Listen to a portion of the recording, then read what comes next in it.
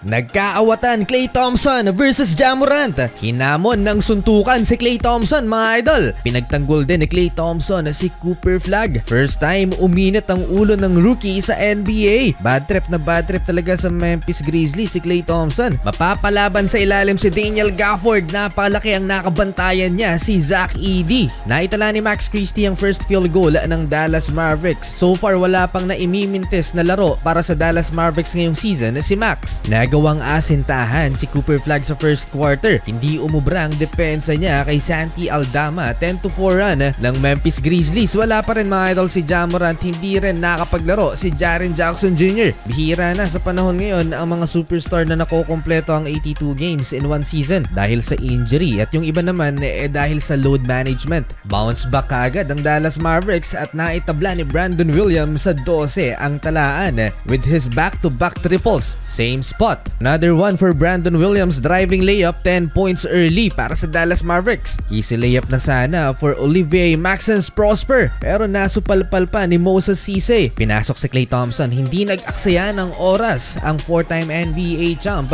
First basket, transition 3-pointer, moving without a ball, catch and shoot, 3-point made for Klay. 6 points in just 2 minutes at lamang na ng 5 ang Dallas, 20-15. Fighting for rebound, bagsak si Klay Thompson sa harap ng bench ng Memphis Grizzlies. Tumingin pa sa likod mga idol, andun si Ja Morant. Mukhang may sinabi si Ja na hindi nagustuhan ni Klay kaya napalingon nung nasa Golden State pa si Klay Thompson mga idol. Hindi talaga niya gusto ang Grizzlies, lalo si Ja Morant at si Dillon Brooks. Niyabangan din sila noon ni Klay na siya ay may 4 na rings na habang ang Grizzlies wala pa rin. Last game ng Dallas Mavericks kahapon niya nagtala ng 29 points si Cooper Flagg at ngayon 2 points lang sa first quarter si Coop. 22-21, Dallas Mavericks up by 1 end of first quarter. Second frame, great help by Klay Thompson. Nagset siya ng pin down screen kay Zach Edey para makalusot naman sa ilalim si Brandon Williams. And right after that possession, eto naman catch and shoot 3-pointer again for Klay. Vintage Klay Thompson in full display sa first half. Points in the paint, nag-capitalize ang Memphis Grizzlies. Habang takeover mode naman si Klay Thompson, eto pa sa harap ni Zach Edey. Mid-range, no hesitation. At 3-pointer na naman from the wing mula kay Klay Thompson. Nilabas si Klay with 14 points in 12 minutes with 4 triples. Na-boost ng second unit ng Memphis Grizzlies ang laban kaya muli silang lumamang sa Dallas. Caldwell Pope and Jock Landale. Sa kabila ng mainit na performance ni Klay Thompson, hindi man lang binigyan ng extra minutes. Buti na lang para sa Mavs ay naging X-factor at nag-step up naman si PJ Washington. Sa kanya napupunta ang bola, first option dahil maalat si Cooper Flagg.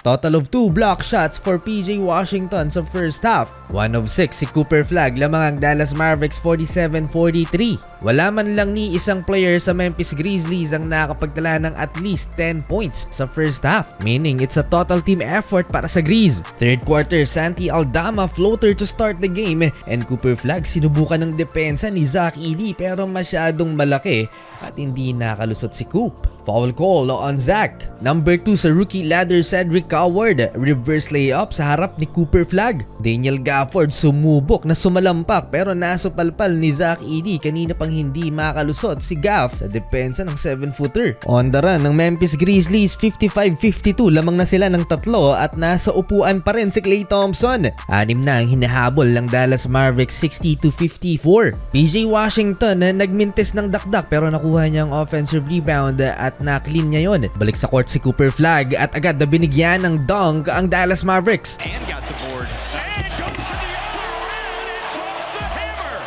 Sumunod na possession, first time uminit ang ulo ng rookie at gustong hamunin si Santi Aldama. Ano ba naman kasi transition offense ng Dallas Mavericks, pinatid si Cooper Flagg. Sinabi ko na kanina na hindi gusto ni Klay Thompson itong Memphis Grizzlies na kupunan at eto pinagtanggol niya si Cooper at handang makipagbasagan para sa rookie. Matapos ang mahabang review ng referee, in-upgrade into flagrant penalty foul 1 ang call na yon kay Santi Aldama. 2 free throws for the Dallas Mavericks. Game still close, double figure scoring now for KCP. 1 second left before the buzzer sound. Klay Thompson to beat the clock. Into Klay Thompson, he can get him off quickly.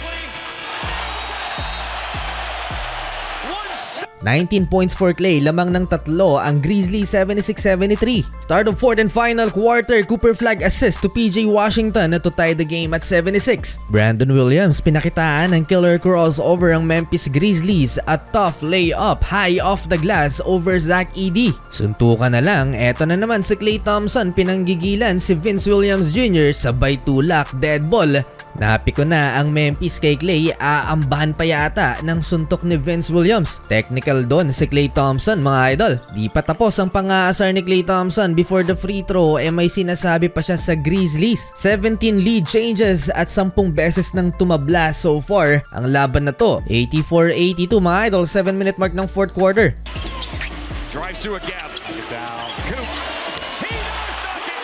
Finally, napa-thank you si Cooper Flag dahil nakapagtala na rin siya ng 3. This is to tie the game again at 89. After timeout, sumagot din si Cam Spencer and Klay Thompson from the corner. Sa harap ulit ng Grizzlies bench, 3-point basket. Para itabla ulit sa 94 ang talaan, Cooper Flag, putback dunk. No defensive stops ang Dallas Mavericks kaya laging may sagot ang Grizzlies. Cam Spencer again for the lead. At para itabla na naman ang talaan, Daniel Gafford driving layup and Santi Aldama layup din to take the lead again, 98-96. Nadihado sa final 28 seconds ang Dallas Mavericks dahil lamang ng tatlo ang Memphis Grizzlies. To tie the game, Klay Thompson, logo 3-pointer, napakalayo nun, kapos yung tira. Foul game ang nangyari mga idol sa huli, panalo ang Memphis Grizzlies. Mukhang nakarma yata si Klay. Tadulo ng laban, nagkapikunan pa si Ja Morant at Klay Thompson. Suntukan na lang talaga ang kulang.